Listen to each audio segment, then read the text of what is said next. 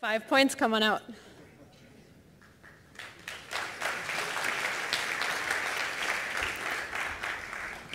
Hello. Hi, I am Chaz Maston, the CTO of 5 Points. And what 5 Points is a application that lets any political organization of any stripe instantly generate a mobile application. And this mobile application can do two major things. One, it lowers the bar for supporter participation in real-world events. So it's not just about like collecting money and all that stuff that politicians normally do. It's about getting out on the ground and actually making people come to the polls. And number two, we use predictive analytics to determine who the most likely voter is in a particular region. We do it in real time, so your campaign is only going to be focusing on the people who actually make a difference. So let's pretend for a second that I got a friend named Tony. And Tony is running for Senate. And one day I get an email from Tony and he says, hey, you should check out this application, this 5 Points thing I'm doing. I've got my own little mobile app on it. So I hit 5 Points. And I see that, first off, there's a campaign headquarters, and there's events, there's a gallery, there's news, all this information. And look, there's a barbecue in Central Park. I love barbecue. I'm going to Central Park to see Tony, and once I'm there, I'm probably going to check in using this application. But where this app becomes really interesting is not all that stuff, it's the missions. And the first mission that you're going to be doing is adding a voter. So you're going to be talking to someone on the street, and in this case, we've talked to a girl named Emily Smith. You're going to be talking to her about these talking points. Every campaign has talking points. That's how political action happens. It's real people communicating real points. And so once I found Emily Smith, what I do is we look her up against all of the voter rolls of New York State, and then we can talk to her, and after the conversation, we can indicate how likely she is to support our particular position. And based on her sociological and demographic information, we then say other people like her are going to be more or less likely to support our campaign. So if we can, we check in Emily there, and then we see we get points. We can see a leaderboard with the other people in our organization. And we're obviously competing. We're gamifying politics. We got badges. We got all kinds of fun stuff. Here's our team area. Here you can see what other people in your team and organization are doing. And we can leave messages. And we can also look, obviously, at our own points. And we can gloat over our badges and do all the fun gaming stuff that people do with badges.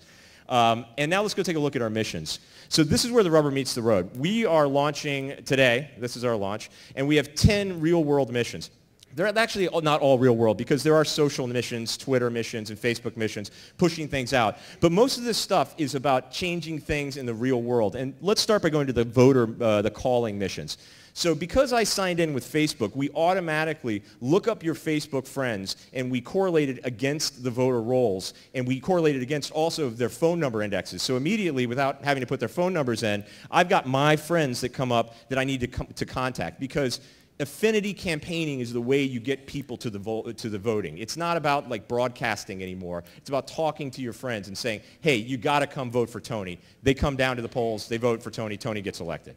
So this is our game board. This is the map. We've geo-indexed 70 million registered voters right now. We're going to have all 170 million in the country early next year.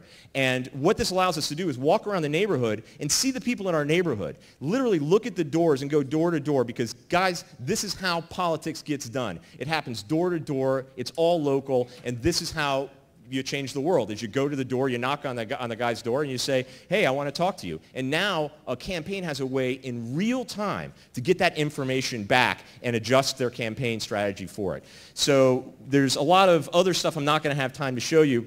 A lot of it has to do with our website. We've got some awesome analytics and other tools that are going to let SMS and email blasts that let campaigns manage their entire campaign in one location.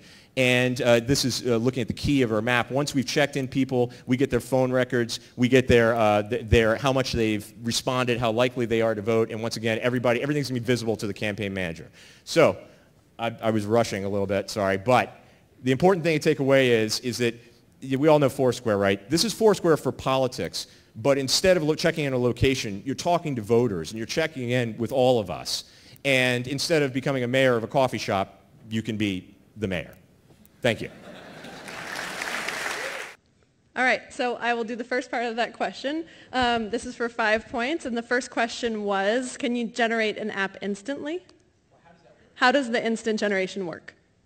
Okay, so it's a web app, so we are going to be wrapping it in PhoneGap, but right now it generates a Sencha application basically. So you come up to the site, you sign up, and you get a 5points.com/Tony for Senate link. And when you send that out to your friends, though, it appears as a native application. We are going to be wrapping it in PhoneGap by the end of this year and adding some functionality to it.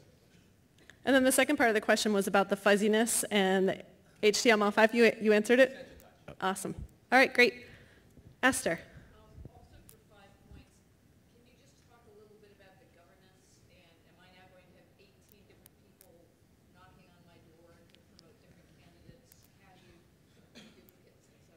So Esther wants to know a little bit about the governance with 5 points, and is she going to have 18 different people knocking on her door now?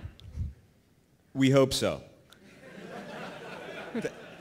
Yes, I mean, no, this is serious. This is my position on it. The problem with the world is not that we're bothering each other too much, is that we're bothering each other in the wrong ways. That, we've got these awful TV ads, and people consider that political campaigning. But if it was your neighbor, if it's people you know, it's much more benign. And it's actually something that's part of our participation in communication and politics that I think we should all take part in.